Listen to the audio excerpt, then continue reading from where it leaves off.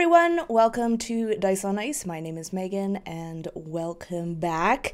We will be doing session 4 of the Curse of Strahd. Well, I guess session 4 of the Death House, as you guys are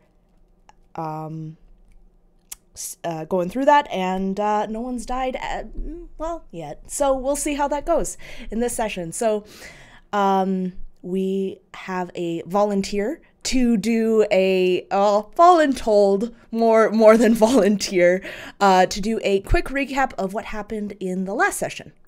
So Jason, take it away. Absolutely.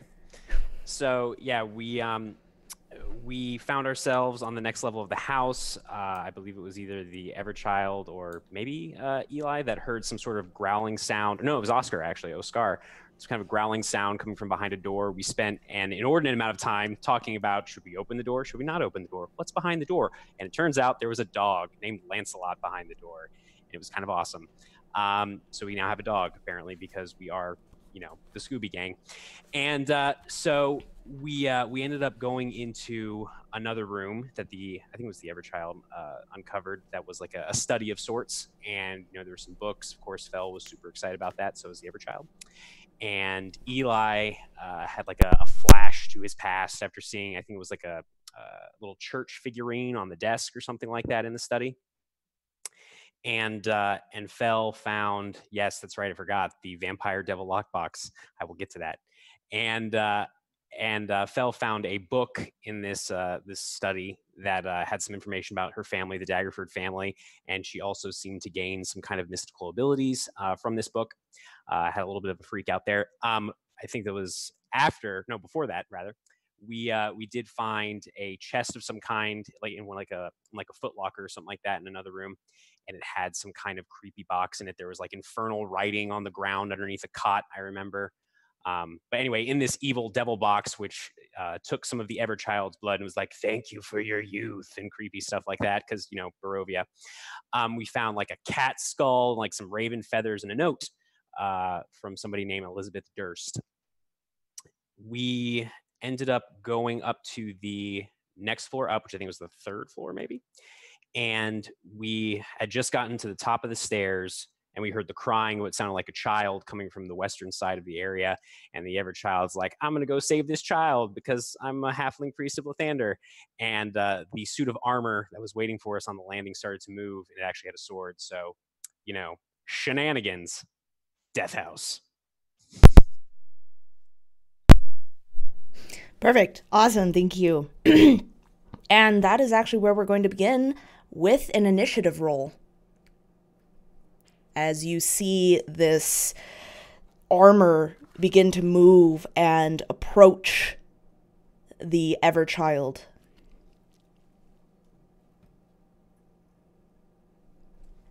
Oh, I guess I should roll. Is this our first initiative order? Yes. First fight. Yep. Ooh, magical. We are all going to die. Well,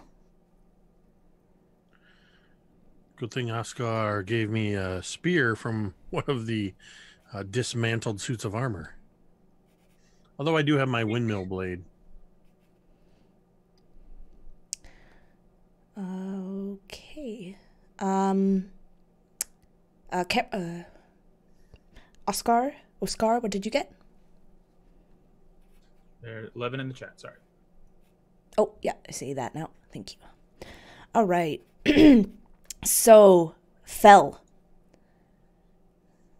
You see this this moving piece of armor approach the Everchild. Yeah, and she had kind of feared that they would encounter something like this on the previous floor, because there were 4 of these things, and she's read, I imagine, stories about spellcasters animating suits of armor, even swords and other weapons to attack and protect, or attack people and protect their belongings. So seeing this suit of armor lumbering towards the Everchild, she will move up to it. filled with panic and fear, especially in light of what's just happened to her recently. And she's actually going to, without really knowing what she's doing, she's going to just out of sheer panic try to reach out and just kind of smack at this thing. Let's see. It is made out of metal, correct? I'm assuming? Yes. Yep. Well, it doesn't really matter because I rolled like shit. So that is going to be an 11 total. An 11 does not hit. I didn't think so. So I kind of imagined she's still getting used to this, whatever it is that she has, and she tries to just smack this thing. Her right hand starts to crackle with teal-colored bolts or tendrils of electricity, and she just completely whiffs. And she just stands there, partly surprised, partly stunned, and completely horrified as she looks at the Everchild, and that will end her turn. So, this mighty piece of just beautifully ornate armor, it seems to be the only thing on this floor that is not absolutely covered and rusted or covered in dust and rusted. And it is going to try to attack the Everchild, perhaps still unsuspecting at this point.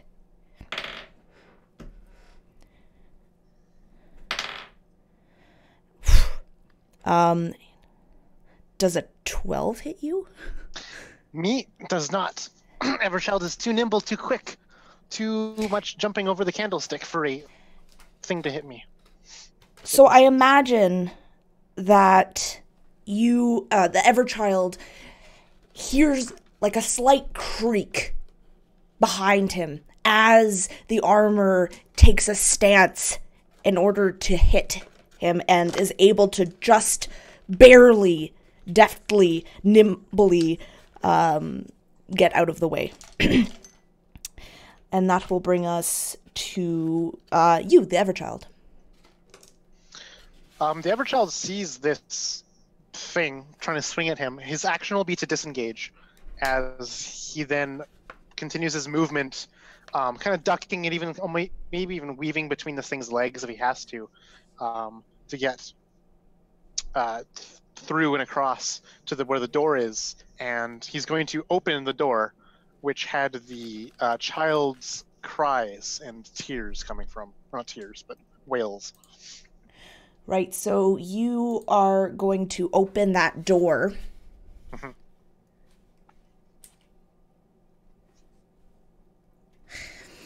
And I know it's... Oh, I don't know why it's flipped. Well, everything is flipped. So so that was the west side that you... where the cries were coming from. Yep. And we'll just get back to what you see. Oscar. I don't know that Oscar was first up the stairs, so the others are probably in his way. I mean, is there any way for him to get past them easily? Is this thing threatening the top of the stairs themselves? There's a fairly large landing in this area, so you guys are all easily able to kind of get in on top and to move around. And to him, it's clearly like a suit of armor, like it could be a person. Yeah, all you saw was that it was moving. All right. Oscar will try and leap forward past the others, and his goal is to grab the wrist of this piece of armor to stop it from swinging its weapon. So he'd like to grapple. Okay, that's opposed strength. 16.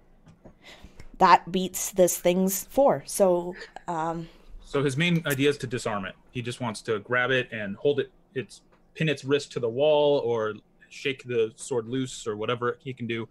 And he goes, "No, stop! Enough!" Okay. While this thing is struggling to break free of the grasp without having to drop any of its things, we're going to move to Eli. Well, seeing as Oscar's already moved in and got this thing pinned, and he pretty much takes it from the high ground, I'm going to come in from my low vantage point as a dwarf and with my spear and try to jab it into this thing's midsection. All right. Grasping it with two hands. That's going to be 14 on the die. So that is, where did it go? That's 19 to hit. That will hit. So that's going to do 5 points of piercing damage. You hear no cry of pain, no grunt, not even a noise coming from this suit of armor. As Keep you very holding it clearly up against the wall, Oscar. I'm going to stick this thing full of holes. Right, and we are back up to the top with Fel. She's actually seeing the Everchild dart off into that room to the west, and seeing that Oscar seems to have this relatively well in hand, and not being much of a fighter. She is going to also use her action to disengage and kind of move to the door of that room and just kind of peer in to see if she can assist the Everchild in any way, or make it, I guess, more difficult for this animated armor to get to him should it choose to go after him again.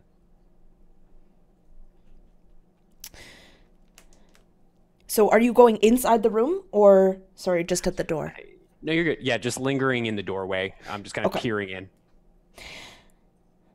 So as you open the door and you're kind of closer to this room and away from a lot of the noise, you hear the sound of a woman humming and the soft sound of singing. Not coming from the room that you're in or the room that you are looking in, but that first door. It would be on your left as you come in. And so this armor is going to try and break free of this grapple. It's just going to try and push you away. So I think that's another opposed strength, right? To break up a grapple. Sounds good to me. All right. So he got a 15. That's a 13 plus 4, 17. All right, so this thing is still unable to shimmy free no matter how much it tries to move to break its grasp. It cannot. But what is so eerie about this thing is that as it moves and as you hear no sound of labored breathing that would normally be expected when a person moves. Everchild. You too, coming into this room, you too hear the muffled noise of a woman humming. And maybe even some words, but you can't quite make out what they're saying. Everchild is alert for the sound of those child noises. That's what he came in for, and that is his number one priority here. So he kind of scans the room as he runs in, looks at this bed, looks at the fireplace, looks at all these different features, and looking for any sign of the child that bellowed out. You hear, as you come in, you hear the soft sounds of a gurgling baby just who is a little bit upset but isn't at the point of crying yet. And he approaches this sound and trying to get closer and closer to it. Okay, you see that it's coming from the north side of the room through this door. Through And another if that's door. the case, you will use his movement and his action to, or sorry, his object interaction to open the door and Okay. step into that room. All right. Oscar, you have this thing pinned against the wall. So Oscar, his hulking form was probably actually pressed back quite a bit by this armor, no longer pinning it to the wall. But what he'd like to do, because he himself does not want to fight if he can avoid it, and he doesn't know if this is a person, but not hearing labored breathing, which himself, air is just escaping from his lips with each motion. And he spins with the armor's motion if possible, and he'd like to let it go past him, pushing it 5 feet off of the railing down a level of stairs if possible. Okay. Yep. Make a athletics, I suppose, or just straight strength. Yay, athletics. I love that one. Not as good. I got a 9, but my athletics is a 6, so 15. All right. So he's gonna make a saving throw. Ah! His mind keeps traveling back to earlier when he was able to just sort of shatter and push all the other suits of armor into pieces, and so his mind's eye is imagining this thing falling and joining its brethren. So you are actually able to push this thing over the top of the stairs and directly down. It doesn't even fall down the stairs. It falls right into that hole and right directly to the ground. And you see it just fall into pieces. Grumbach! He shouts down at this thing, and he looks down at his hands. They're covered with probably like iron rust or something. And he looks over at Eli with his sword out. I don't like to fight. It was... Why did it do that?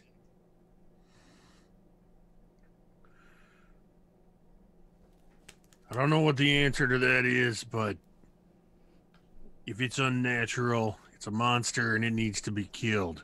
And I'm actually going to head over to the railing and lean over, making sure this thing is out of commission.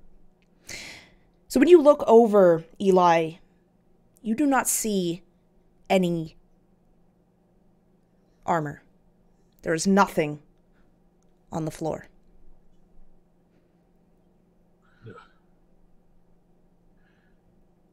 I am immediately going to run, and my stubby little legs aren't going to cover much ground running down these stairs, so I'm going to hop up on the banister and try to slide down. All right, I need you to make a maybe an acrobatics check just to see if you can keep your balance. Fair enough. I cannot. That was a 6. All right. So you are going to fall. I'm going to roll a d6, and you're going to choose high or low. And whichever one you don't choose, you're going to fall on the opposite way off the banister and take that big fall down instead of just falling onto the stairs. All right. You land on the stair side. You should make a performance check to make it look like it wasn't an accident. Local close. I'm going to take low. Okay. All right. So you find yourself teetering as you start sliding down. And it goes a lot faster than you thought it would. And you find yourself teetering towards the edge that would bring you down 2 flights of stairs. But at the last moment, you're able to shift your weight. You overcompensate and you fall onto the stairs. And you are going to take 2 points. of damage because that is what I rolled. Son of a... Eli, no, this is not how you use stairs. So I went... How far did I go down? I would probably say you tumble down half a flight. Just onto, like, that landing. But, I mean, how far did I slide before I fell? Am I on the second floor or the first floor? You'd be on the second floor. Okay. Yep. I would pick myself up and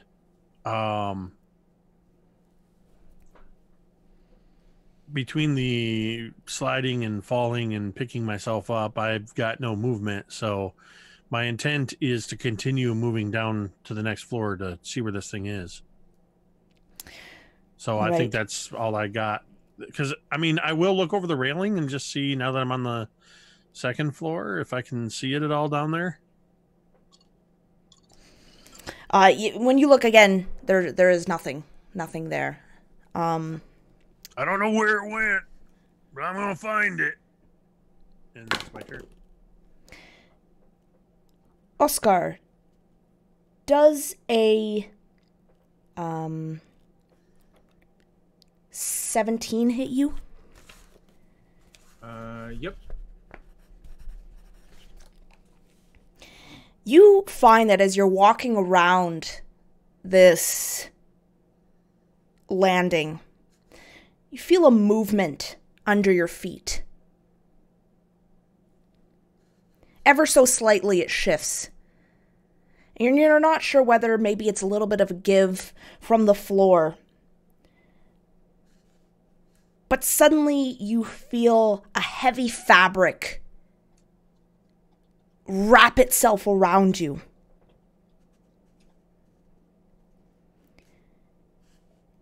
And you find all of a sudden that it is dark. It is dark and you cannot move. This fabric, almost like a constrictor snake, closes tighter and tighter around you, so that you feel, till the point that you feel like you can't even breathe. You can't see, you can't move. You can't even yell for help. Yeah, Oscar says...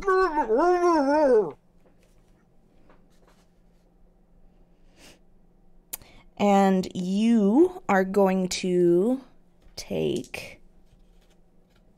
As you kind of feel this suffocation around you, you're going to take 6 points of bludgeoning damage. Owie.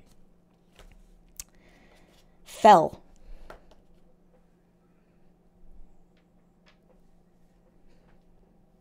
Isn't it Eli's turn?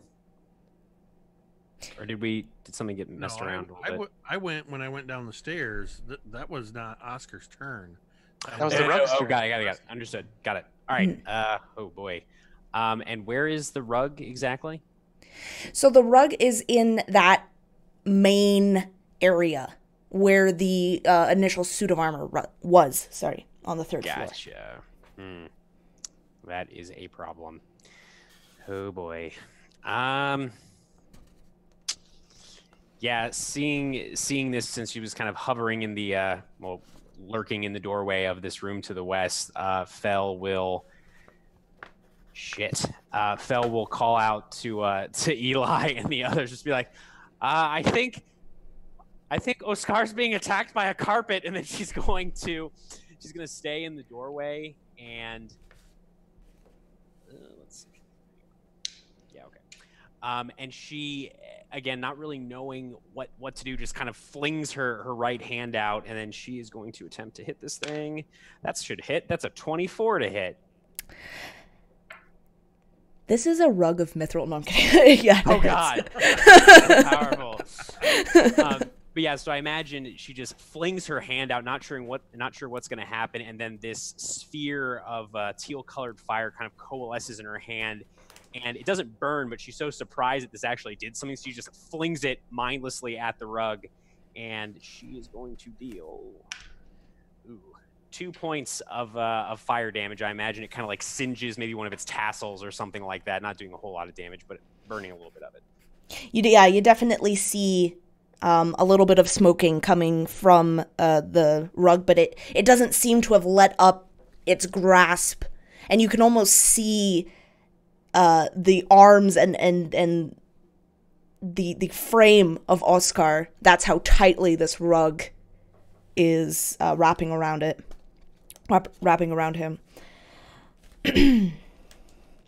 All right, and that is going to be Everchild. So Everchild has entered this room where he heard that gurgling kind of pre-cry of a baby. What does he see in this room? So once you're in here, you can see that at one time, this was a nursery. Very, very, very nice nursery. You can even see that beyond the dust and the cobwebs and the wallpaper that has mostly been torn down, you see what look to be griffin riders, a motif of that as the wallpaper. But that you hear, or more you see, the back of a tall figure.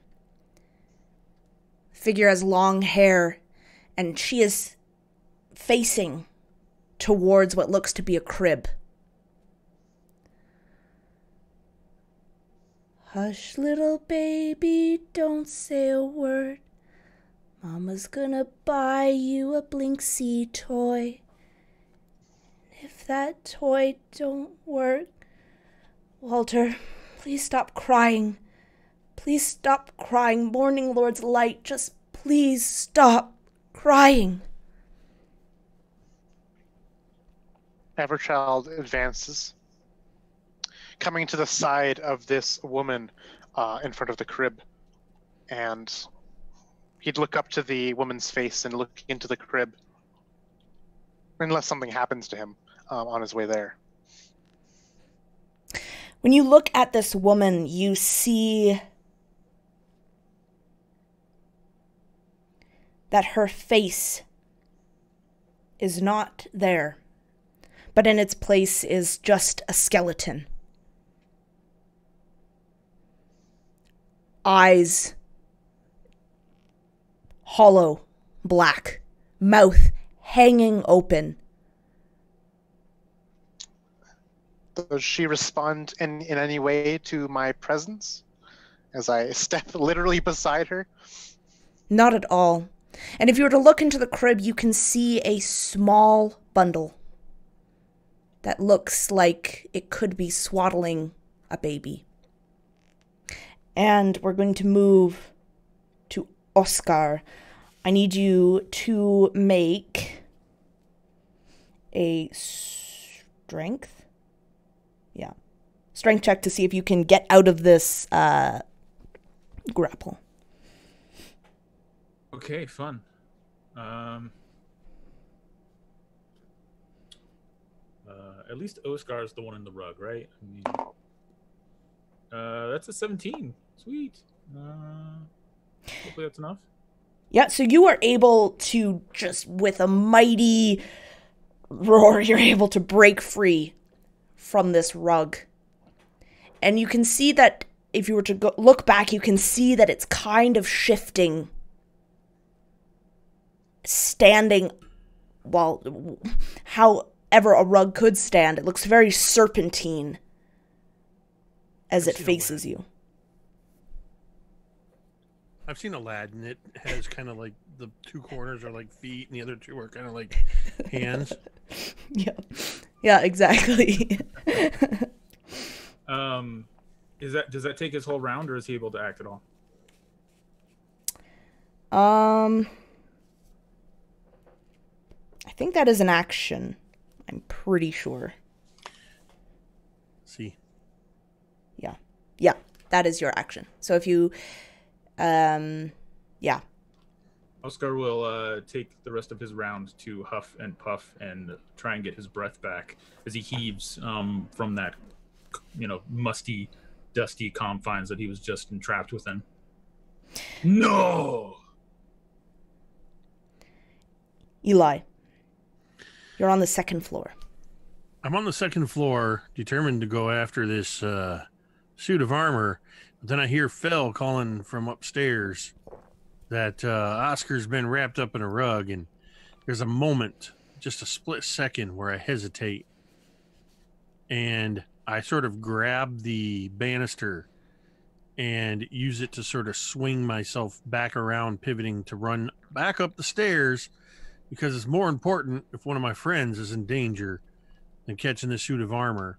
I have 25 feet of movement. Can I get all the way up these stairs? Yep, I think so. You're able to get back up these stairs, and you see the sight before you of Oscar staring down this rug. As soon as I see this rug, I hurl the spear at it. All right. That's going to be a 13 to hit. That is a hit. And that will do... I believe that's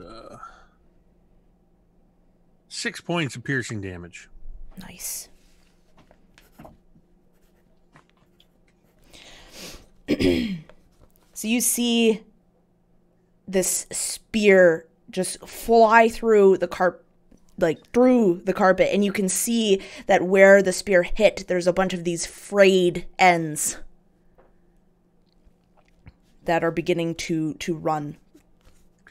And as soon as the spear leaves my hand, I pull the windmill longsword from my belt and just take up a defensive stance.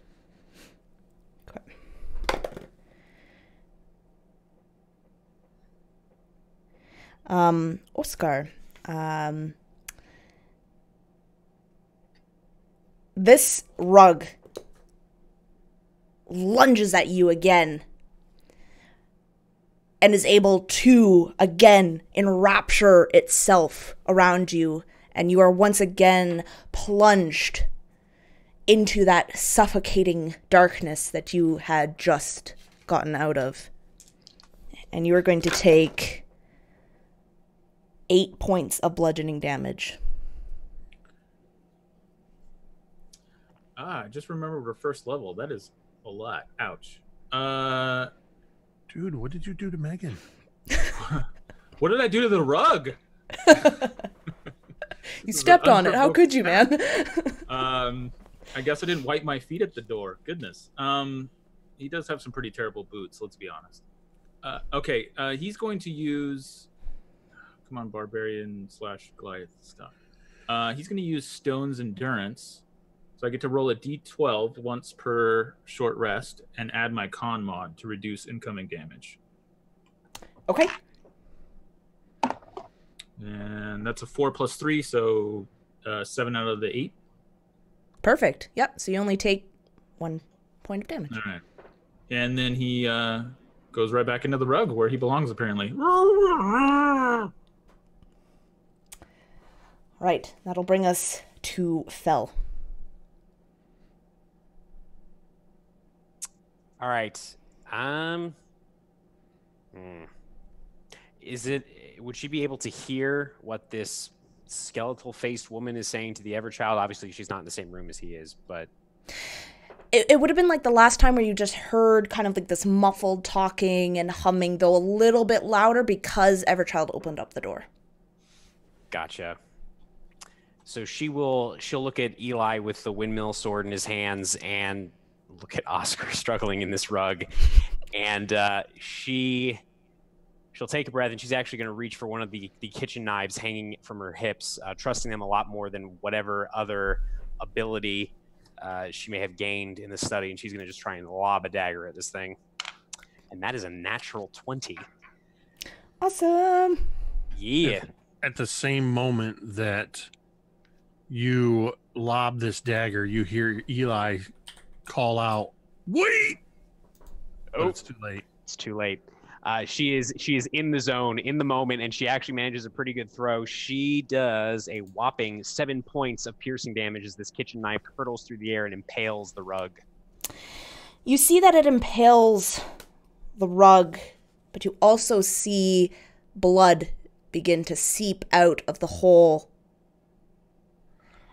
Oscar, you're going to take fuck. 4 Oscar points. is inside that rug.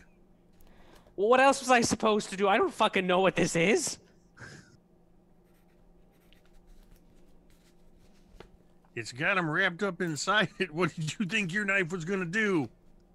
It looked like a nice thick weave. I don't know. It's a nice carpet. It'll be fine. Shit.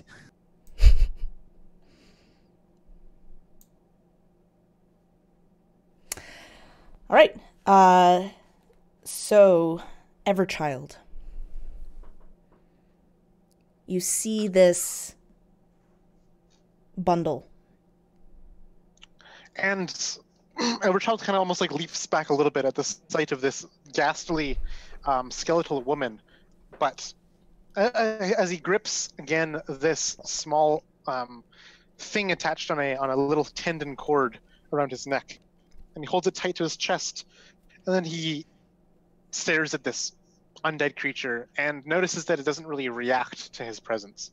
He eyes it. He looks over at the baby, the bundle in the crib, and he looks back at the undead nurse, then back at the baby.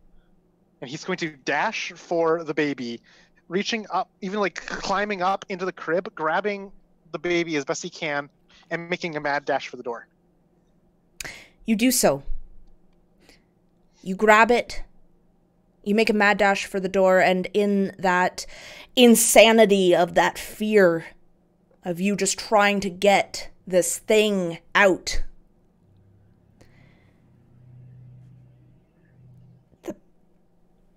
this bundle feels off. It doesn't feel like there is a child inside. It's too hard. It's the shape is all wrong. And I think that Everchild, after running out, would be next to Felitha as he unwraps the bundle. Eli, describe what your Warhammer looks like.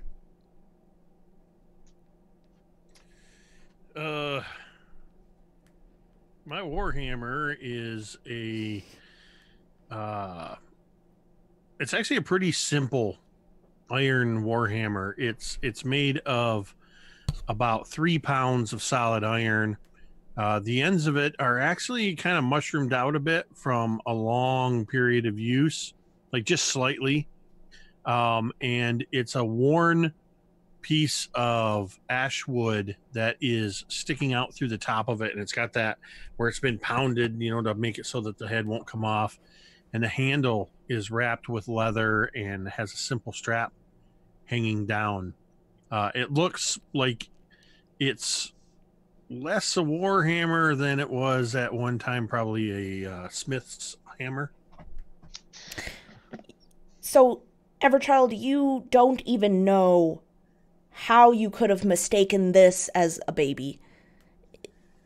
And so as he unwraps this, apparently not a baby, Felitha, you'd hear the whisper in your mind from the Everchild. He'd say, "This is not the child." Everchild looks back and has the undead nurse in any way, shape, or form reacted to me abducting this not baby?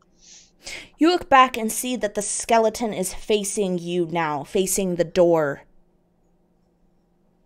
Arms down, jaw still wide open, eyes black and empty. And I guess that is kind of the end of his turn as he kind of looks and stares back at this undead nurse skeleton woman. This is spooky. Oscar.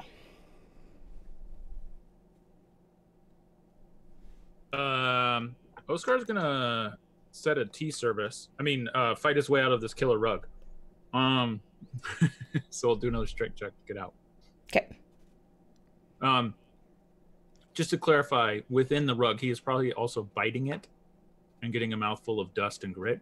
But the main option here is to roll strength, obviously. Oh, that's a 2. So that's only a 6 total. So you're unable. You can find that your strength is beginning to wane, and the rug is starting to overpower you with its unendless strength, seemingly. And as he's like gnawing and trying to bite his way free like an animal, he feels the rug bite him back. Something has pierced him, and now he's actually extremely worried. Right, Eli.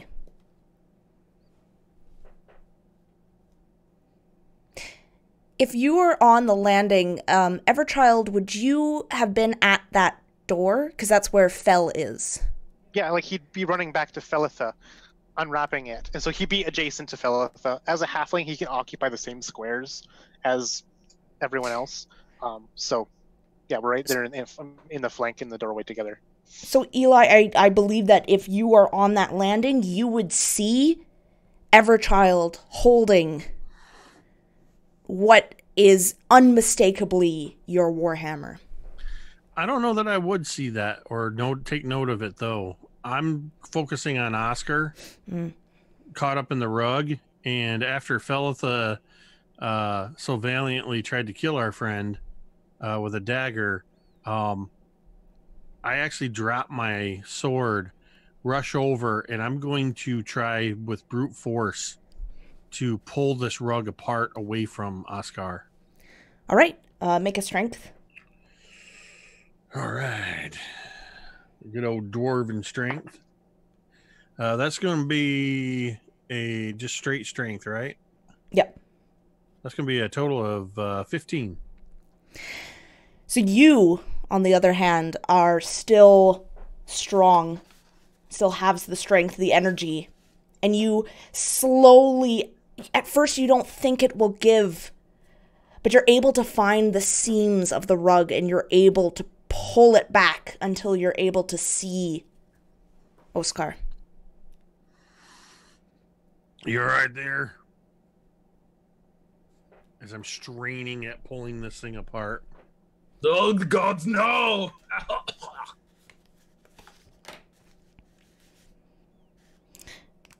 So do I get him out completely or just a little bit? Or yeah, you're able to get him out and push the rug back enough so that he's no longer enraptured by the rug.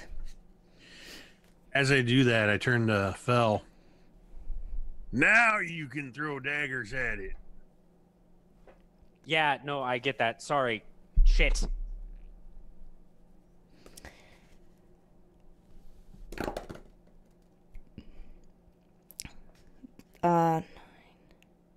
Does a 14 hit you, Eli?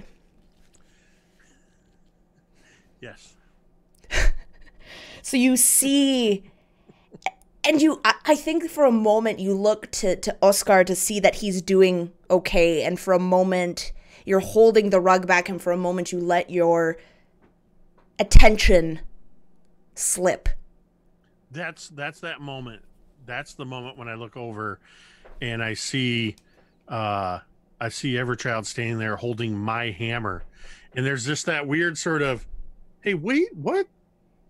And yeah, that's my guard down. And then you are just totally taken over by darkness. And you begin to feel the constraints of the rug. That is going to do 8 points of bludgeoning damage to you. Sure. All right, Fel. Wow, this is a terrible situation. So yeah, feeling humiliated and incredibly embarrassed that she did not think that, oh hey, the rug is wrapped around Oscar. Maybe throwing a dagger at it is not a smart idea. And then seeing Eli getting wrapped up in this thing, she is going to. she is going to move up there to the rug and try to pull it off, though she is not the strongest person in the world. But she will definitely try just like pulling and yanking, kind of like bracing one booted foot up against it, trying to pull it off of Eli. That's a 12.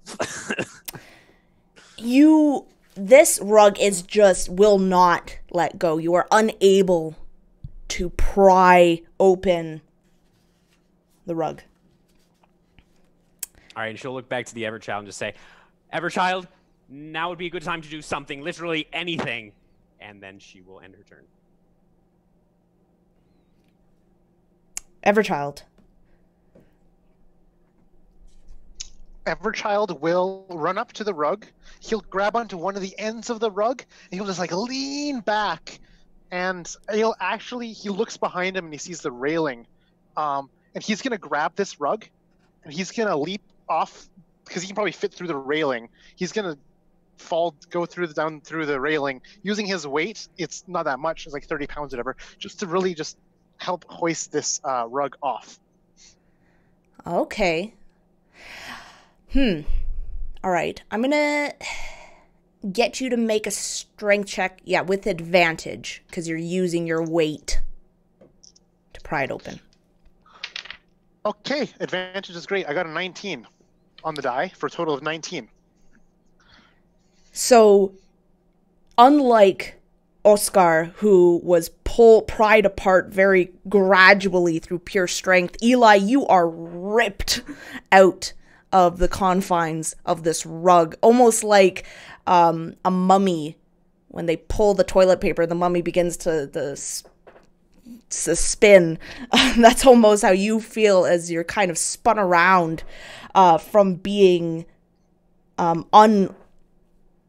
unrestrained by this rug.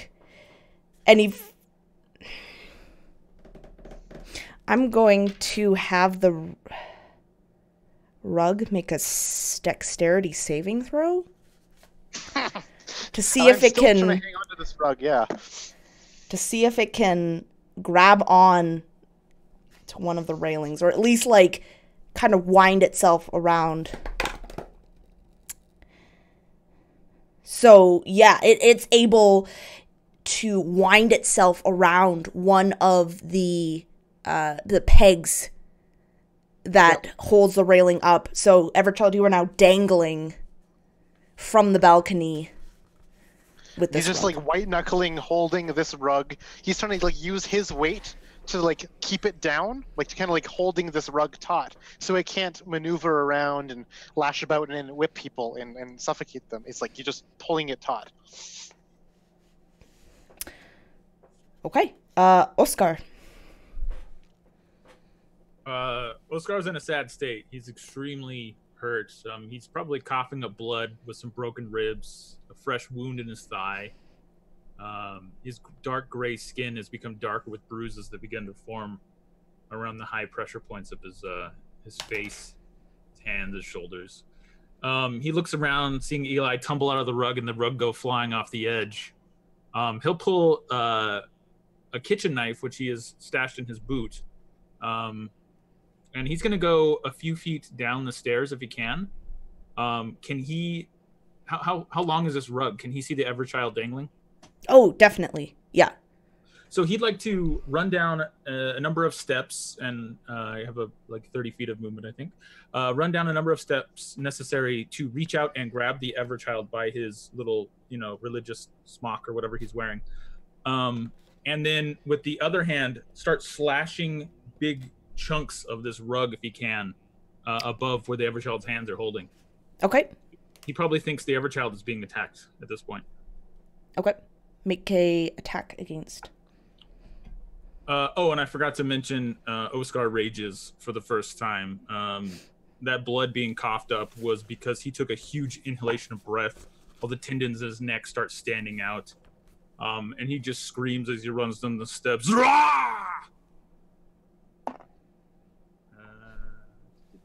Attacking with a kitchen knife. Did I write that down? It's a dagger, right? Mm-hmm. Yep. Okay. +6. So that's a 21. Yeah, that's definitely a hit. Okay. And it would be a D4 plus 4 plus 2. So it's a 3, 7, 9. 9? Yep. Okay. All right. So you see that there are already a bunch of frayed bits from the other attacks, and you see that your dagger wound is no different in that it is just creating these frays. Eli, you have been...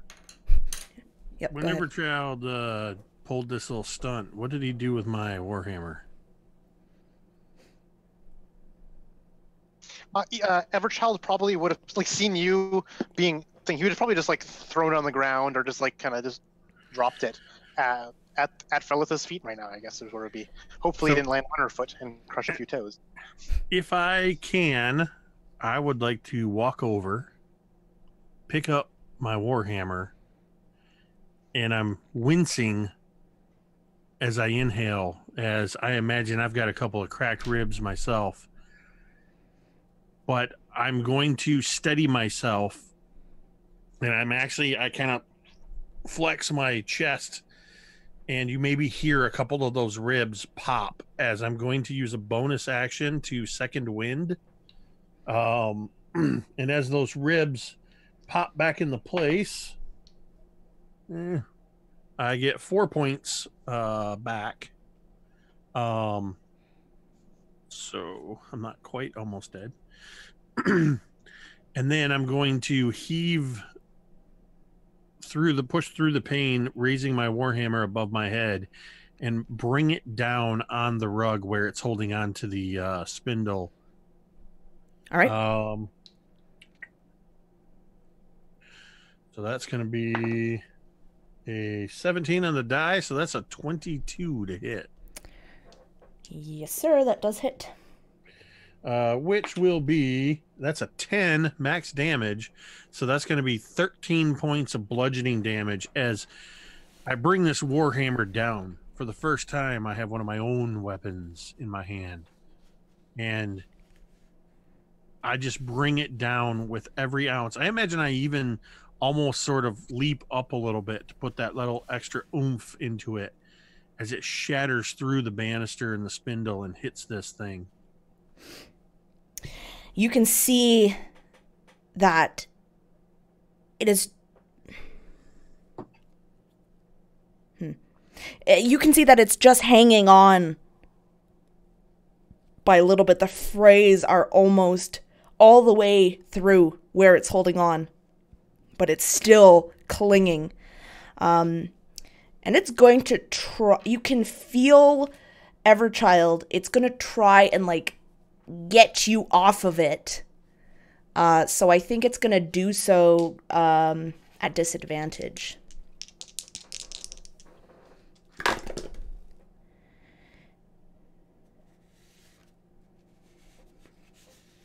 So I think we should do opposing strength, just to see if you can hold on. All right. Do I get advantage because Oscar is holding on to me? That doesn't make sense. Never mind. No, because he's only holding on to your clothes. Onto my leg. Yeah, onto my Yeah. clothes. Yeah, never mind. Okay, well, unfortunately, I got a total of 5. Because I imagine it's like whipping its, kind of the rear back and forth to have me let go. So I got a 5. Well, that beats its 4. So disadvantage is a bitch. So yeah. Despite your small stature and your tiny hands, you're able to... Both hands, just resolute. As this thing is just writhing around trying to get you off. And fell. So the carpet is still flailing around, but nobody is currently wrapped in it. Would that be correct? No one's wrapped in it at the moment, no. Cool. So Fel is going to kind of follow in Eli's wake. She's going to scoop up the kitchen knife that she threw earlier, and she is going to kind of position herself in such a way that she can have a clear shot at the rug from the landing, if that's possible. and she is going to again just kind of fling out her right hand, trying to bring back to mind the feeling, the sensation of what she's done a couple of times before now, and she's going to try and attack this thing. That is a 23. That hits. All right, so a little sphere of teal-colored fire coalesces in her hand. She's going to throw it for max damage. Holy moly, that is 10 points of fire damage from the firebolt. So you see these flames erupt around where the rug is holding on to the spindle. And you see the last little bits of frayed edge that Eli had put in just release. And Oscar, I need you to make a strength saving throw to see if, or I think strength, just to see if you can keep hold of Everchild as his full weight is going to be on you. Cool. Full weight. He's Child. Yeah, I'm 32 pounds. Shouldn't be that big of a deal. One sack of potatoes. Yeah. But he's raging, so he has a death grip. Hopefully. 11. Well, hopefully it's not a death grip on Everchild. on his little cleric smock. Sorry, what did you get? Well, my high roll on advantage, unfortunately, was only 11, but that's still a 15. Okay, so Everchild, you find yourself hanging upside down. I imagine that, like, my vestments are robes, and if you're hanging under my robes, you would have essentially, like, inverse umbrella'd me, exposing just the undergarments that Everchild wears, simple cloth undergarments. And if you were to look down, you would see the smoldering just ruin of the rug. And you guys are out of combat. I don't like that she shrugged when she said that.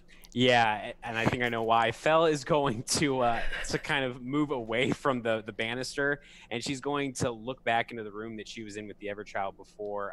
Is the nurse in there? So you go into the bedroom, and as you're going in there, you see a figure laying on the bed.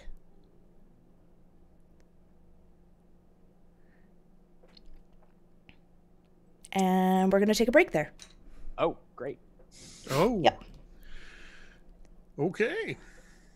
Yep. Just a quick 10-minute break, and then we'll be right back, and we'll find out who is on the bed. Hashtag never trust a rug. And also, never trust a rug. So thanks everyone for watching, and we will be right back.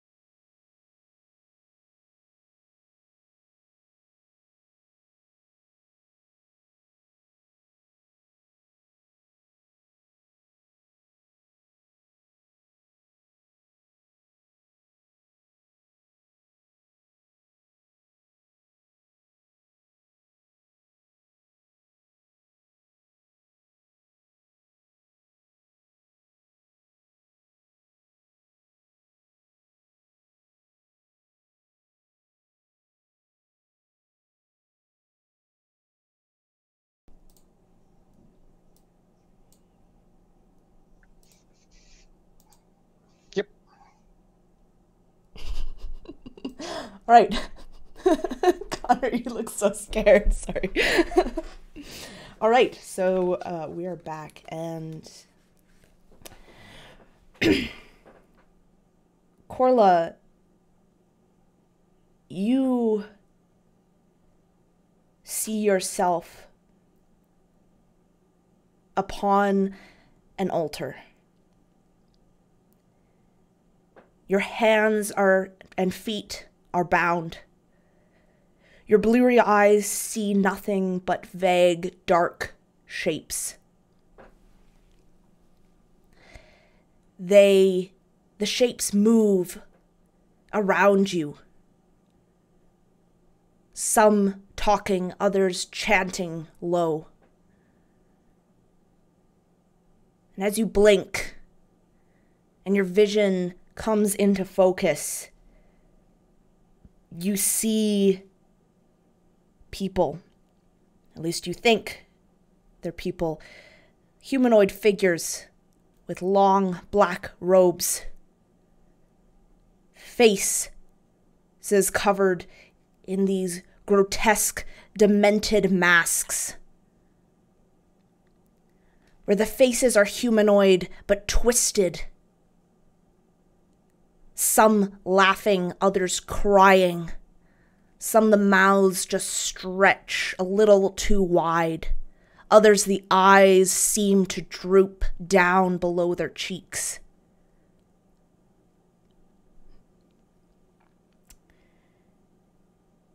None of them look at your face. As you look over and you see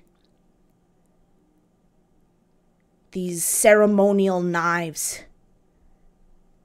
being placed on a scarlet cloth at your side.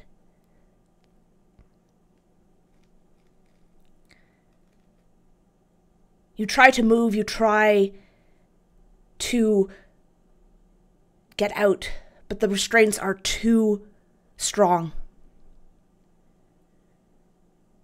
You look over and you see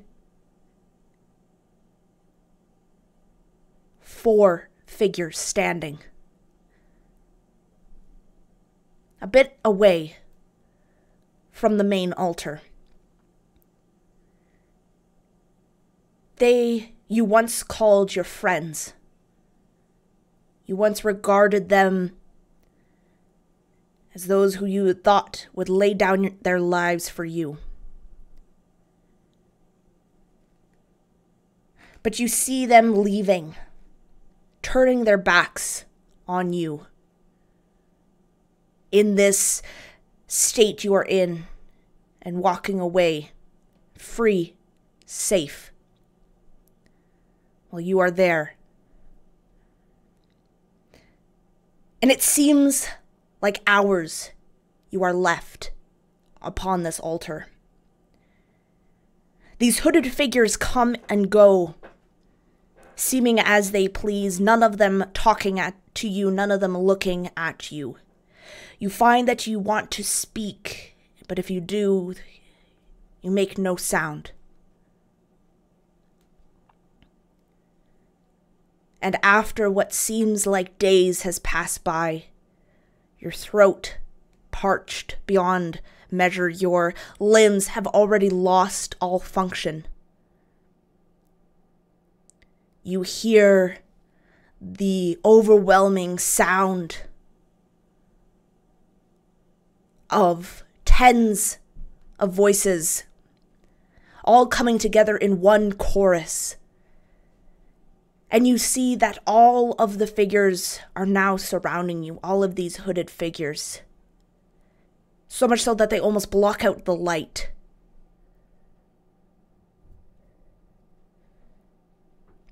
And you see that one of them holds one of these ceremonial knives. And you see that he stands at your head. And he raises the knife up. You see the metal glinting against the sun, or the light. But just as he's about to bring it down, you hear a noise coming from beyond the circle. a voice resonates throughout this room. You can't quite hear what he's saying. It seems to be in a different language. And immediately all of the figures turn. And they immediately drop to their knees and bow in reverence. And you see a tall figure.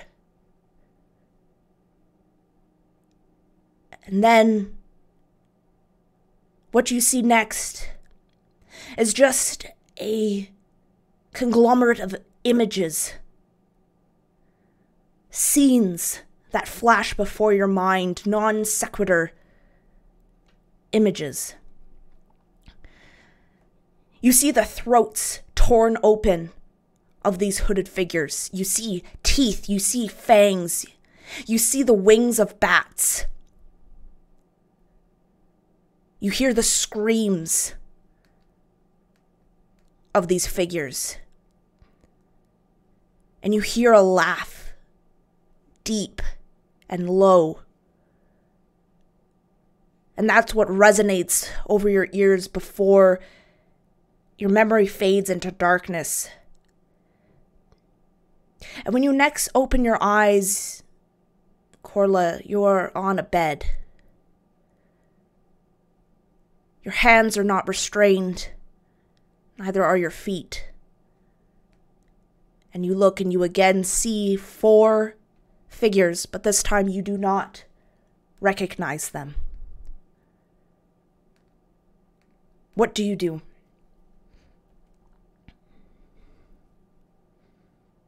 I think at the first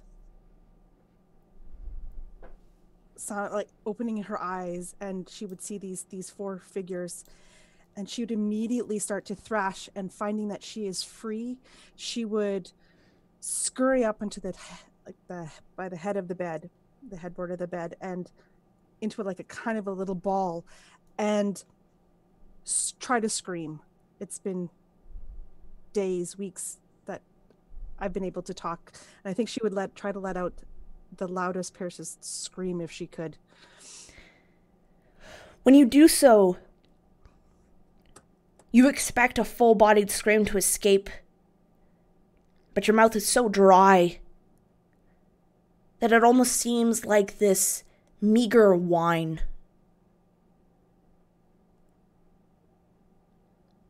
You let out all the sound that you are able to. How do the 4 of you react to this? You walk in, or I guess Fel, you walk in, and you see this woman laying on the ground who immediately sits up and sees all of you and tries to scream. So how do all of you react? Fel will, not expecting to see this, obviously kind of jolt back herself, almost as startled probably as Corla is, probably not quite as startled as Corla is. And then hearing this like pained, gasping whine of a scream, she would just kind of hold up both of her pale hands and just say, whoa, easy there. There's no need for Eli, Oscar, Everchild, anybody. And then she'll look back to Corla and say, it's all right. And then she's actually going to go into, she has like a small bag on her back. She's actually going to pull out a water skin, and just holding that in one hand, holding her left hand up, she's going to be like, it's all right. We're not going to hurt you unless, did you see a weird, I don't even know, like a woman with like a skeletal, whatever. And are you, just calm down.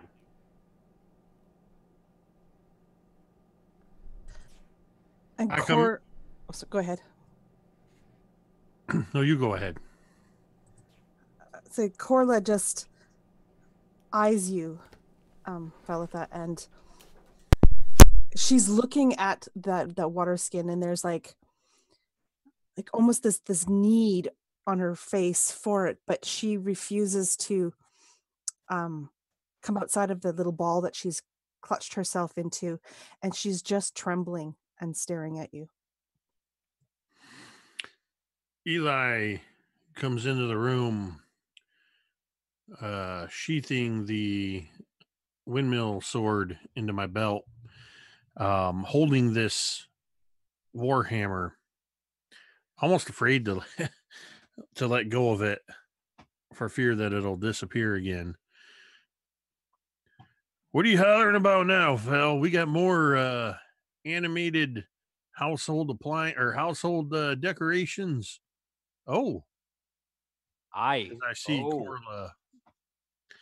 Corla. And I'm sorry if I missed this, but what does Corla look like? I imagine at this point that she's probably pretty emaciated and straggly, but she's got this long, dark black hair that's just kind of stringy and really messy and dirty right now. And you can see from it that she is elven.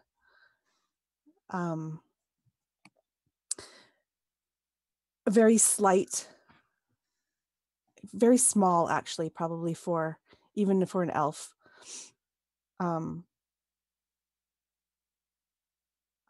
Yeah, she's just trembling. I immediately switch demeanor very quickly, securing the warhammer to my belt. I move forward. Fel, you're trying to give her water, right? Like holding it out to her? yeah. Well, kind of like, yeah, the water skin's in her right hand, and then her left hand is just up, like to try and calm her down, essentially. I instantly switching that demeanor. I move in and I gently sort of, more with my presence than with any physical action, sort of push you back just a little bit while taking the water skin from you. Well, hello there. You look frightened. Are you all right? And her eyes dart from you to Felitha to the water skin back to you. And if she could get into a smaller ball, she would try, but... Now, I know. I know this has got to be a pretty bizarre sight for you. Seeing all us ugly fools staring down at you. But I assure you, you got nothing to worry about. Now, I see you looking at this here water skin. What I'm going to do is I'm going to set it right here. And if you want it, you go ahead and you take it, but only if you want it. We're not going to force anything on you. But that's good, clean water in that water skin there. I imagine from the looks that you're given, you could use a drink. So and I'm just very gently setting it down on the edge of the bed near her. And I'm going to step back this time, kind of using myself again to push Felitha a little bit further back. We're going to keep our distance from you. You go ahead and take a drink if that's what you need. Go, just give her a little bit of space. Let's not crowd her too much. Right. Sure.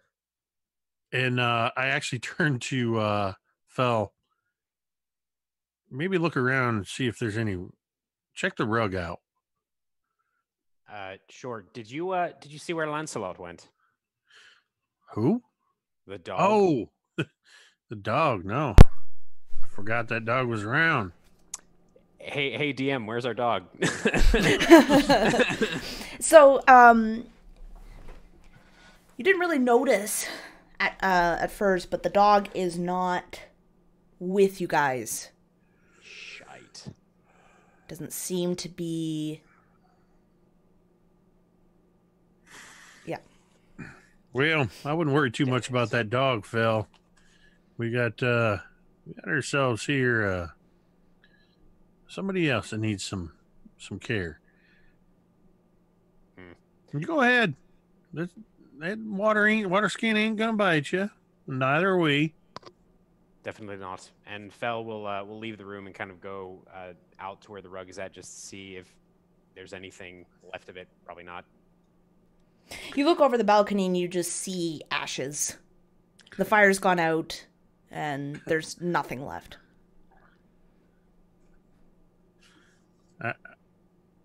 I was more implying that you checked this room here to make sure there weren't any malicious rugs, but Oh, is there a rug in that room? I don't know. This is I'm a little wary of the floor coverings at this point. right. With There are no rugs With in good this reason, I think. Yeah, There I are don't no think rugs there's in any the bedroom. no rugs in that room. But yeah, interestingly enough, as Fel kind of looks down at the ashes and then she looks back over as Eli says this, she will actually move back into the room. And as she does, she feels like this like cold sweat on the back of her neck. Megan, are there any like trinkets, baubles, anything on display in this room at all? No, this room is extremely empty and sparse. As a matter of fact, even the bed, you can tell that it is just covered in dust. But at one time, it wasn't anything very spectacular. There is a foot locker at the end of the bed. Okay, so almost without even realizing that she's doing it, Eli, she kind of moves past you to the Foot Locker, not even really paying attention to Corla at this point. She's going to try to open it. Oh, what's Corla dressed in?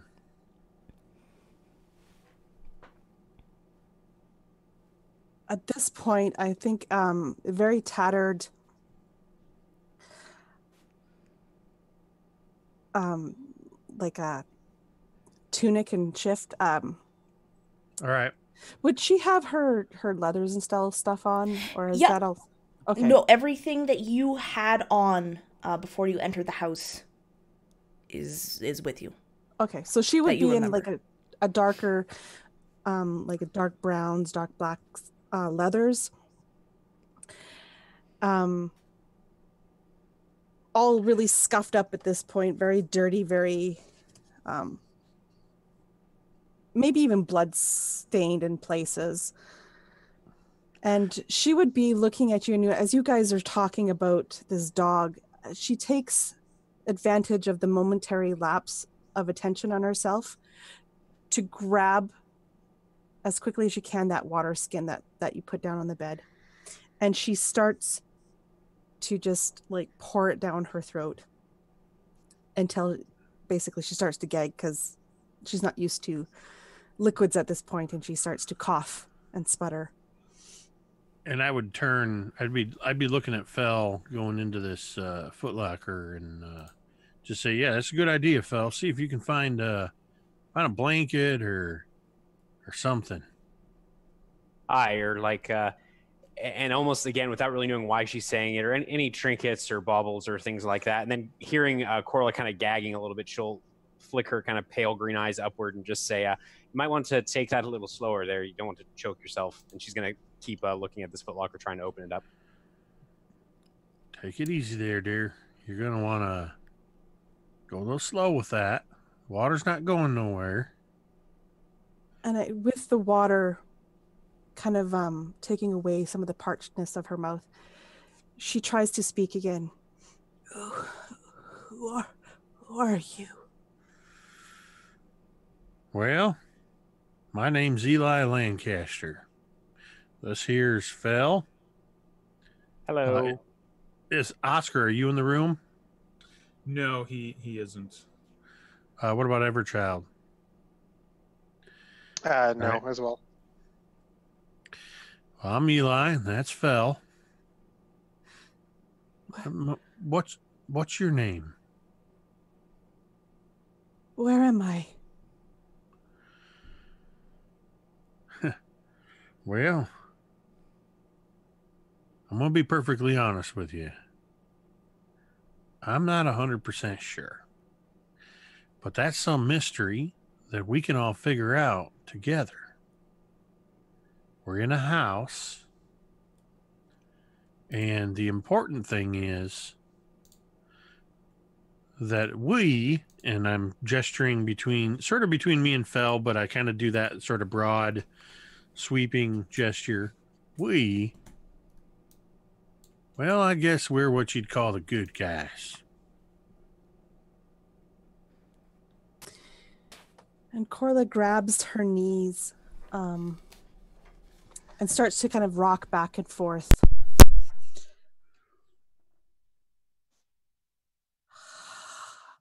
How did we get here? Well, we sort of came across this house as we were walking from, and I sort of looking at Fell, from Daggerford. We just sort of, well, we met up with some interesting folks, and there was some singing and some dancing and perhaps a bit of drinking, and then a mysterious fog, and well, we wound up here, and circumstances compelled us to come inside this house and see what was going on. And well, it seems that we were guided, perhaps, to you. And I think at the mention of people singing and a fog, it kind of brings back a little bit of a memory. And she looks up at you, startled. And I remember the fog. But I don't remember more. How long have you been here? I don't know. Days, weeks, months. I don't know. That doesn't sound very promising.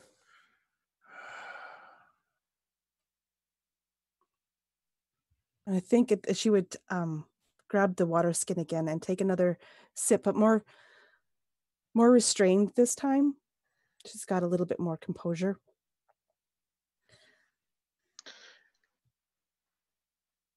At this point, the Everchild slips between the legs of Eli and Felitha, kind of between them, just kind of pops between them, just to see what's going on in this room after hearing a third voice that Everchild does not recognize. And so this wee little halfling just kind of appears at basically, waist height to to Philitha and Eli. Everchild looks up to both of you, seeing how you're reacting, and he can sense the kind of the peace in this room, the lack of aggression, the lack of nervousness, and he's just gonna stand there with you too. Can we see him? Like, does he come over the top of the bed, or is he tall enough to be seen? No? Yeah. Yeah, so I think as soon as your presence is known there, Corla looks at you, and you probably don't recognize her, but all of a sudden she looks and her eyes rivet on you. She's like,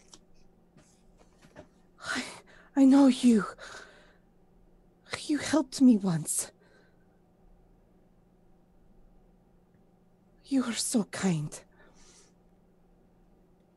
And he kind of shakes his head and raising his hand, isn't like a, oh, don't, no worries kind of gesture. I'm just looking down at Everchild like, oh, really? What's in the footlocker, Megan?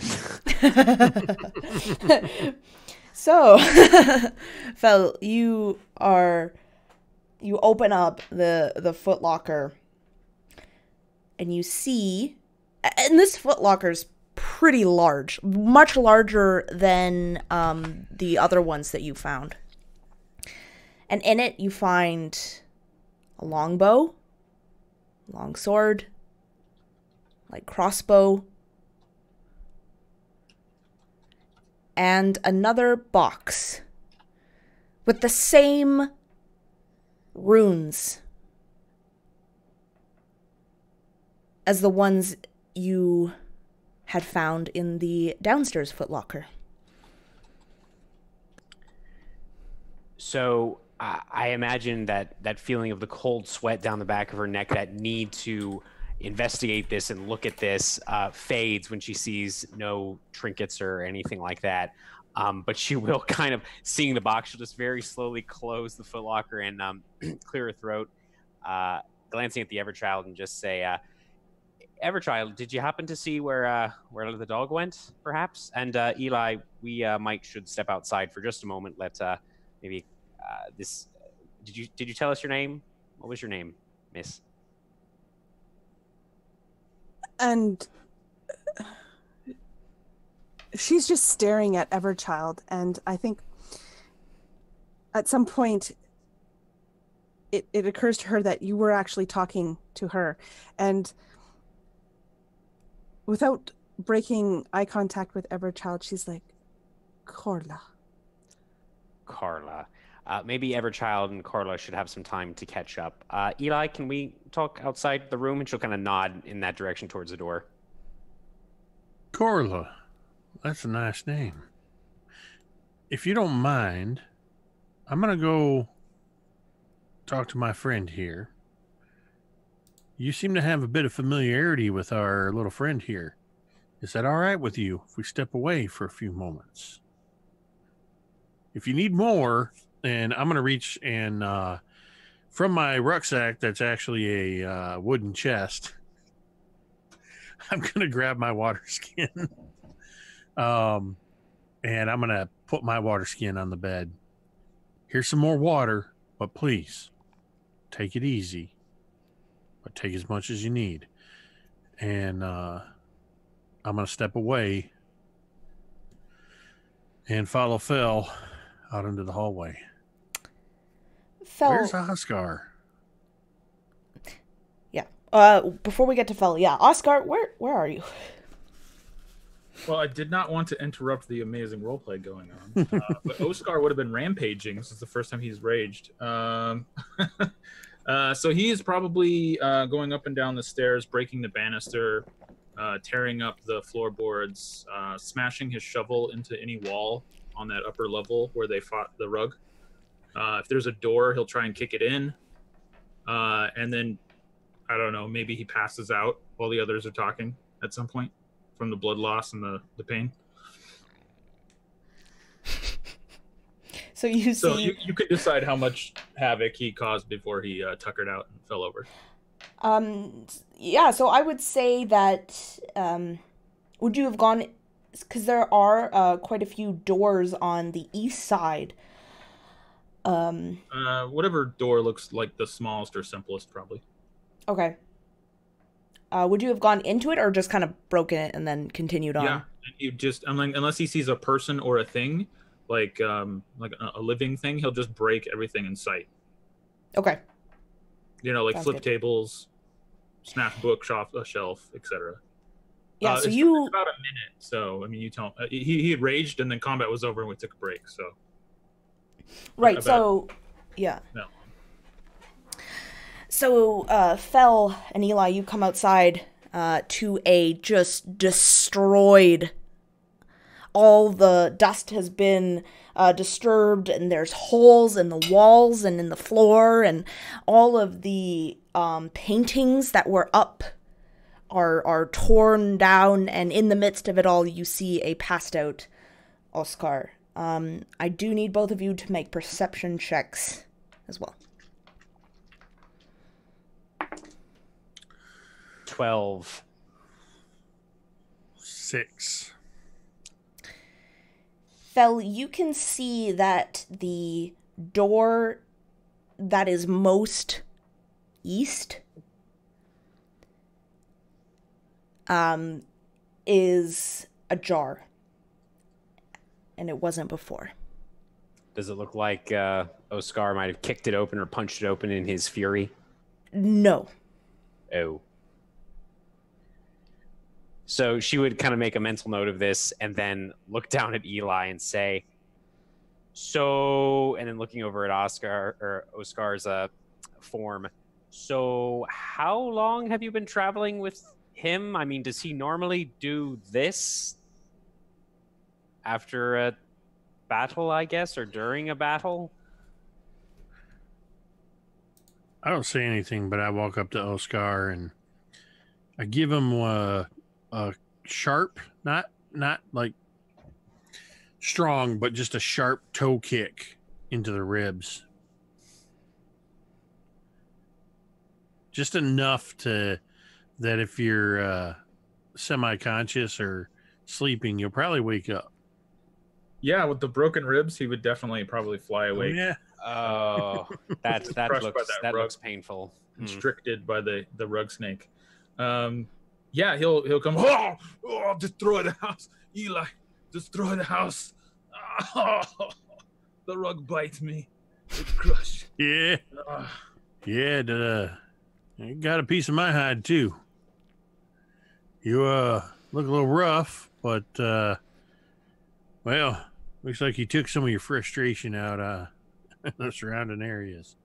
Why don't you take a minute and pull yourself together? Eli, give me a torch. We would burn the whole thing. Probably not a good idea Well, since we don't have a way to get out. Let's hold off on burning this place down until well, we're not in it. Right. You might want to just pull yourself together and maybe just keep your ears open. No, I need long sleep, Eli, and food. Much food. I'm still hungry. I eat at least half cow. Ugh. That's a lot. Speaking of a lot, Eli, in that footlocker in the room with Corla and the Everchild, and Fel will lower her voice a little bit, sort of wiping her face and trying to focus after rug battle. In that footlocker, there were some weapons. I don't know if they were yours, a longbow, a light crossbow, and a longsword, I think. And there was another box, like the one we found before. I didn't want to say anything while we were talking to this random person we just happened to find in the bed, which I'm pretty sure she was not in there when the Everchild and I first went into that room. All right, this is Jake. Remind me, for some reason I'm struggling to remember what the box did last time. It made the Everchild bleed. That's right. There was a blood offering and the box spoke. Yes. Right? And it did a whopping lots of damage to me, and I'm sad. Well, what did we end up doing with that box? You have it in your pack. Oh, put it in the rucksack. Right. That is actually a wooden chest. I in my rucksack that's actually a wooden. It's just strapped to your back. Inside that wooden chest, there's literally just a wooden box that is your rucksack. Box All right. section. Well.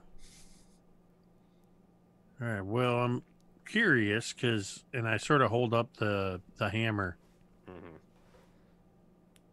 I gotta ask Everchild where he came up with this, but this was the hammer that I entered. Well, that I've had on my person ever since I left home, and that when we wound up in this house was gone. Mm-hmm. I'm also missing a crossbow, a long sword, and a bow. So I'm gonna go in there and I'm gonna take a look. Now let's. I think I can manage to get that box and put it with the other one. Though I don't think there's any need for us to be doing any blood offerings. And I'm gonna put it in my rucksack here. It's actually a wooden chest, but we'll secure it. Sure, just be careful because I think when we picked up the last one, that's potentially what caused the Everchild to start bleeding from his neck, and then the blood was like sucked into the box. But you do what you think is best. You have the most experience with these kind of things. I'm going to take a moment to regain my composure and contemplate the fact that apparently I can now shoot fire from my hand. Well, is that something you could do before? Not even a little bit. Well, curious. Very much so. definitely going to want to keep an eye on that one. Yes. But if you can gain control of it, well, then good on you, I guess. Sure. I guess it's just figuring out how that works. But I mean, is that something? How does that make you feel? I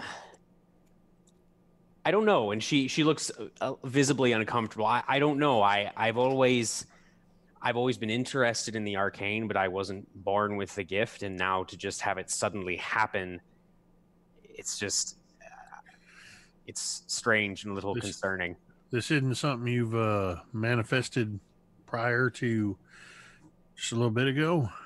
Correct. I mean, I don't know if you saw, but I tried to, and she kind of holds up her right hand, remembering when she tried to shocking grasp the Everchild. I tried to cast a spell, I think, on the Everchild, and I just remember feeling so angry and confused and panicked, and I don't know if maybe that's it. It's just very odd. Well, I'm not gonna lie, Phil. That's a lot to unpack. It is. Let's just kind of keep an eye on that. And Right. I mean, I understand that we need to get out of here. That's priority. But I want you to let me know if you're starting to feel this anger, this unchecked anger welling up. I'm kind of looking around at all of the damage that Oscar's done. Right. I mean, we've got one rager in the group here. Thankfully, Oscar's not shooting flame out of his hands, but that would be bad for everybody. Let me go take a look at this situation here, and I'm gonna head back into the room, and I'm gonna open up the footlocker and take a look inside. So you see all of the items that were taken from you, as well as the box. Is there anything else in this case, like any kind of garments, clothing, blankets, towels? No.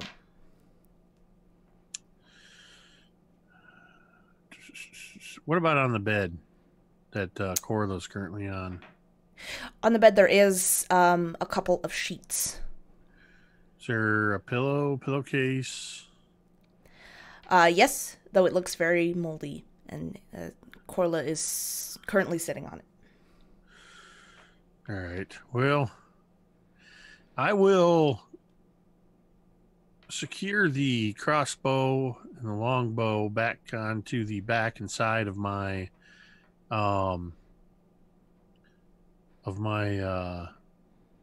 rucksack, and I'm gonna, for the time being, I'll put my own personal longsword, strap that on as well, but I'm gonna keep the windmill one on my belt. And then while my ruck is sitting on the ground open, I'm gonna, well, guess there's only one way to do this. And if anybody listens closely, I say this real quietly, but I do say it audibly. Sorry I told you to fuck off earlier, but if you're there, I could use a guiding hand. And I'm going to reach out and my intent is to grab this box very quickly and transfer it to my case. Okay. You do so. As you open up your case, you see the other box at the bottom. And you see carved into it, where it wasn't before, is the name Everchild, etched into the box.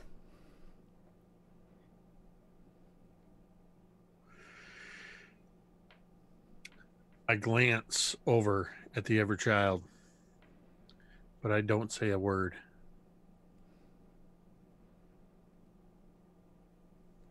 And you're able to pick up the box if you're just keeping it closed and place it into the...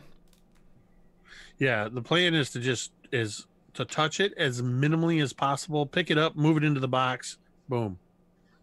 And then pretty much like this, like one hand's on the lid of my chest, and I put the box in there, it's closed, and I'm strapping it shut again, and sort of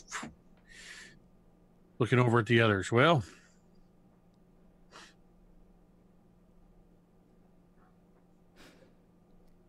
Phil, are you heading right back into the room? No, she is lingering on the landing, kind of leaning over the banister and just looking at the charred remains of this carpet, and occasionally kind of looking down at her hands, just trying to piece together what this means, how she feels about this, while at the same time wondering how the fuck they are going to get out of this house.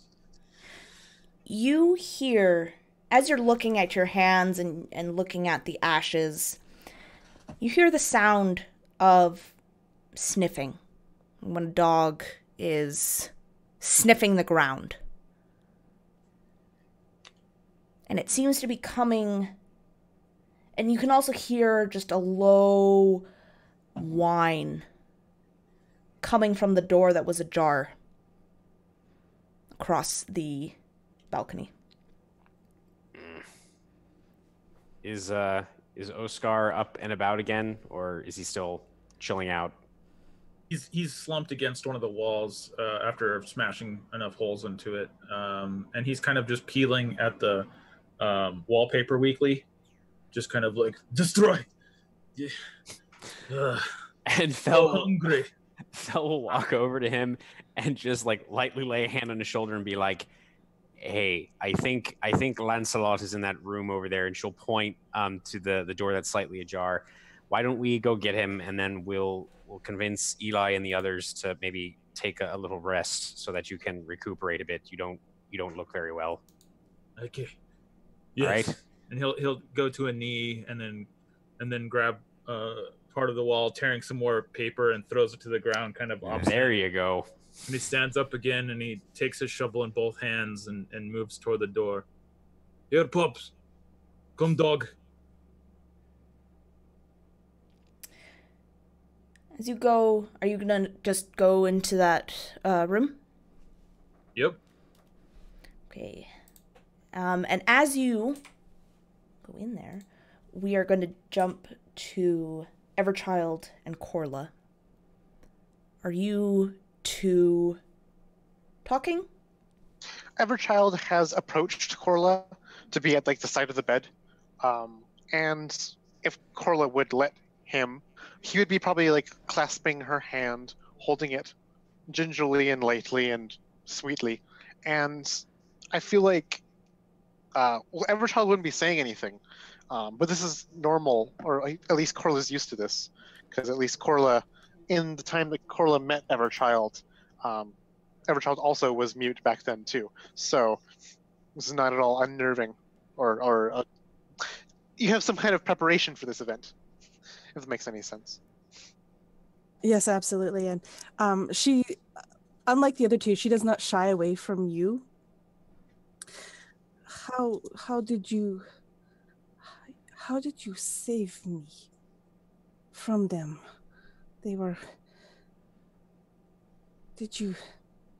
Was that you? I do not remember. It's all blurry. I will take no credit for the rescue of you. This is a mind voice that Everchild does, his ghostwise whisper that he can do. So you'll not bring me here in this bed, this house? No. But I am happy that you are safe. She looks really confused at that. That it was not you. I thank you nonetheless. Why are you here then? A child is missing. A child is in danger. Mm. The child is in this house. I am weak, but I help you.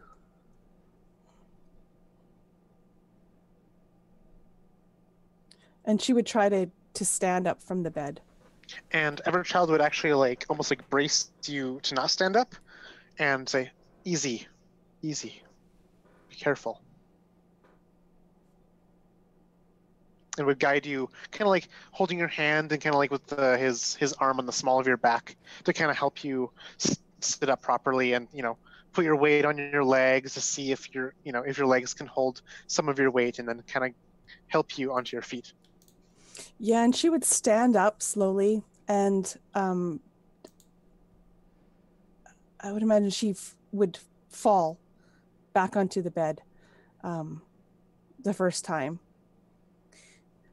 And then she would, gather her strength again and then try to stand up, and weakly. And she'd be leaning very heavily on you, Everchild, and the bed. And Everchild is a little stool for you in his size and his sturdiness to help you up onto your feet in the end. And he will take your hand and guide you out of the room. And she would follow. Fel and Oscar. You squint at a pair of double doors paned with stained glass. Wiping away some of the dust, you can see that the stained glass depicts windmills. The hinges squeal at your touch as you open the door, and it reveals a magnificent suite choked with dust and neglect.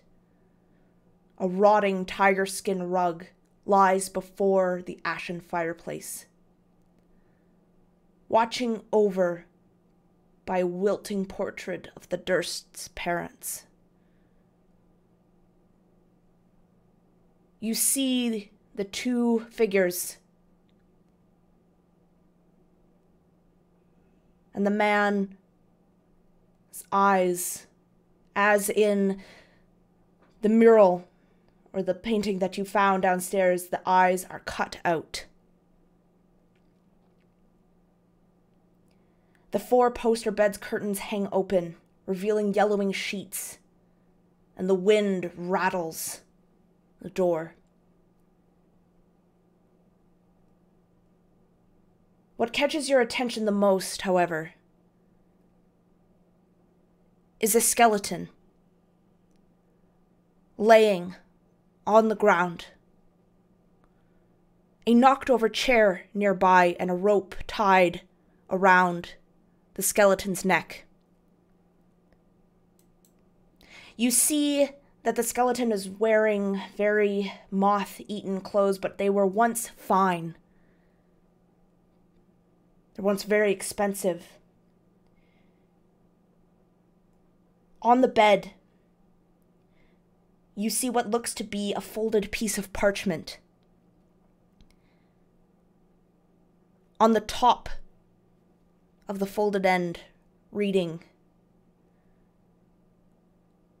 Rose, Thorn, and Walter Durst.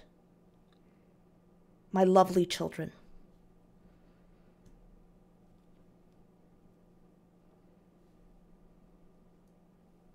And you also see that Lancelot is there, sniffing about, as dogs are wont to do.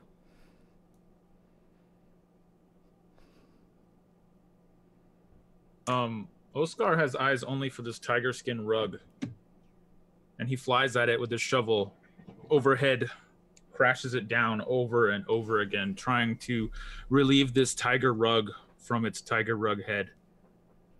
No, never again, rug! Ah! And he will just demolish it if he is able. You successfully kill the rug. Good. He seems satisfied but exhausted and falls to the floor near it. I think right. No, good job, Oscar. And Fel will smile at Lancelot, actually pull out a little bit of ration and kind of hold it out to him, but she's looking at the folded scrap of parchment on the bed. She'll kind of grab that once the dog comes over. Yeah, Lancelot just kind of trots over to you, tail wagging, nudges you a little bit. Doesn't seem perturbed at all, just curious. You really should not run off like that. This house is literally a death house. And she'll kind of ruffle his fur, and then she'll pick up the parchment, the note addressed to Rose Thorn and Walder. Do you open it up? She does. Okay. This is what you see written in very, very neat but shaky handwriting.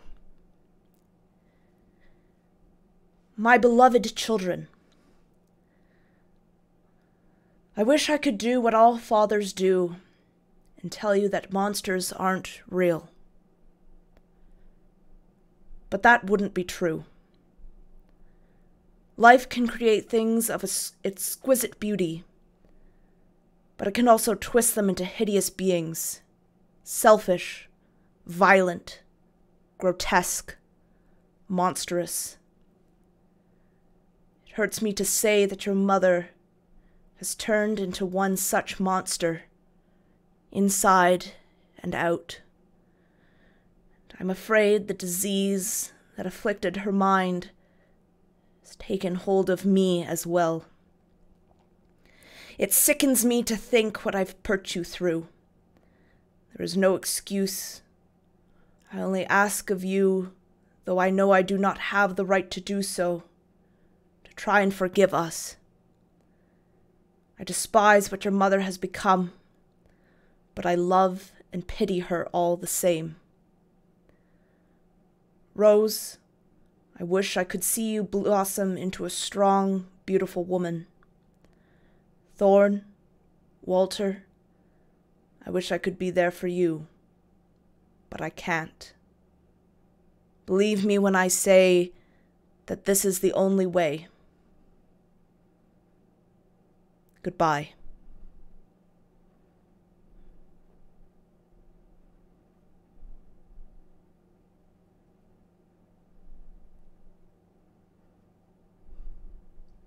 And Fel will look at the note and sort of fold it and put it back on the bed, looking at the skeleton and then at Oscar laying on the floor, and just say, we should leave this room, I think.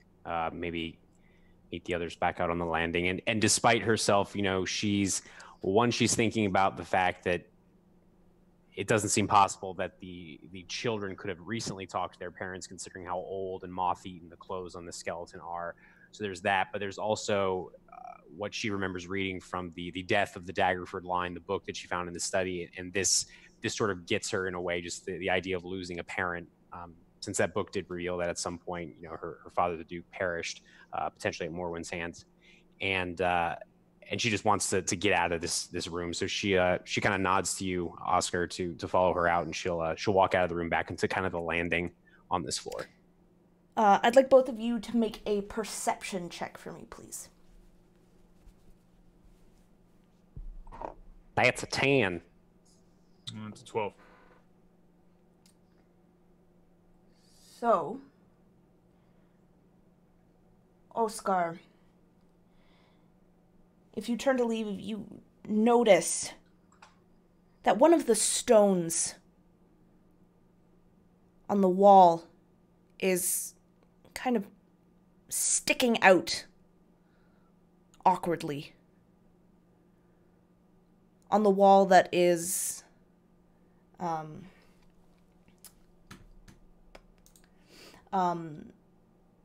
the wall that is opposite to the double doors. Like near the windows? Yes. Like right on the right side of the windows. Gotcha. Oscar stands up, basically panting, as he uses the shovel as a cane to kind of put himself back up to his full height. I have saved us from another fight. Never again. The rogues, they will die. Absolutely. He looks around the room for the first time, pretty much having noticed almost nothing previous. His eyes had snapped to the rug on the floor. Oh, good. Is that dead? Points at the skeleton. Yes? Should we smash it? No. Okay. This place. And he kind of pans the room again and looks at the brick. It is terrible. I should tear it down. Look, not even good stonemasonry. And he'll go over and like butt the brick with his shovel. It pushes in very easily, and you hear the sound of mechanisms begin. Eli, Corla, and Everchild, as you are beginning to leave this room where you were, all of a sudden you hear a click. And you see that once, you wouldn't even have seen it, a hidden seam within the wall. You see that as in fact, a door. And the door slowly opens with a creak, revealing a bunch of stairs going upward. And from the top of the stairs, you hear...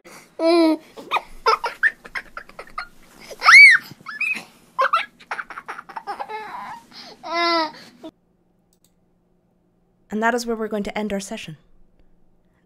Megan, no! Creepy baby sounds. Megan, yes! Megan, yes! Megan, maybe. Perhaps. Perhaps. All right, there we go. Another episode done. Another day in the Curse death you, house. Strahd. I needed this. How many more floors does this house have, I wonder? Like, I feel like 16. we're going to do 1 floor per episode. So sometime in September, we might get out of the house. Yeah. That's the whole campaign. The whole This campaign is is just the house. Oh, Curse of Strahd is just this house. Okay. Yeah, no, that's it. He's gonna be on the top floor being like, "What took you so long? I've been here for years." I feel like I'm the only one who hasn't played This is Snowpiercer, but in a building. Yeah, I feel like basically. I'm the only one who hasn't played this campaign. This is all one giant joke. We're gonna play a haunted house game, and Cameron's gonna think there's vampires. Nah, man. There's just like a little Jack in the Box at the top in an empty room, and that's Strahd, just like, bleh. Now go outside the house and fight T-Man. It's the Count from Sesame Street. Yeah, there you go. Yeah. How many? One. Good job, Megan. One Ulfstar is fool. cracked. He's now crazy about rugs. You will. Yeah. Site. I can't wait to see how that will turn out. You know what? That is the first time I have ever encountered a rug of smothering. Oh, nice. Actually, I'd like to thank Jason Smith for that idea, because he said Nice. that that's what he did. He put in a rug of smothering, and I'm like, oh, I'm gonna steal that. So thank you, Jason. It was super deadly, especially the part with the extra knife attack. Oh man. Yeah. Yeah, that knife really just, good job, DM, for throwing that knife into that encounter. That rug got some bite. Mm-hmm. He did, that rug, or it did, whatever. You lived, didn't you? I haven't played a first level character ever. And I'm like looking at my character sheet and I'm like, what can I do? Fucking nothing. Speaking of level 1 characters, you all get to level up. Hey. It's because I killed the tiger rug. I knew it. Yeah, That it's was the just big- enough As you experience. smashed the tiger rug, you saw little like green motes of light kind of floating from it, and then you held down the left trigger. They all just like got sucked into you, Nice. Fable style. Yeah. I'm gonna roll my hit points. Oh, that's right. Do we roll or are we taking average? Whichever you guys. Well, you you guys how do can you- roll. Double energy. I'm gonna make the roll. You guys can roll if you want, and if you get lower than average, you can just choose to take average. Dope. That's how I do it. I rolled a 1, so I I'm also gonna rolled take a 1. average. All right. What's average on a D10? I had to look that up. 6. 6. All right, so I go up by 8. Oh, A nice. question, I also go up by Megan. So we're in a state where my max HP just went up by 8. I have taken damage. Does my current HP go up by 8? No. Okay. Nope. Just That your. is the I rules. As literally, for me personally, depending on the campaign and the situations, Yeah. I'm 100% on the fence on that. So I will accept Yeah. that. I think I am too, and sometimes it'll be different for different campaigns, but this one is particularly not nice, so. Right. Yep. All right. Level 2. All right. I get action surge. I forgot I used where do I track my second wind? I gotta okay, mark as a the wind. cleric, I get more spells. Oh wait. Hey, no faith for the faithless, mister.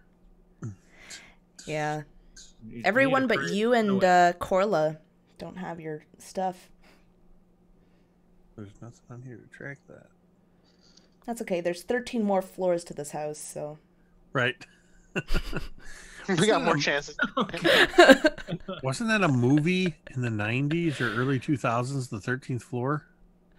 Probably. That I'm sounds. just imagining Yes. that weird Halloween skit that SNL did with like 100 floors of frights or whatever, and like half the floors were full of that guy in the pumpkin suit. Oh, it's David S. Pumpkins. Yes, it's just gonna be rooms full of rugs. Tom Hanks.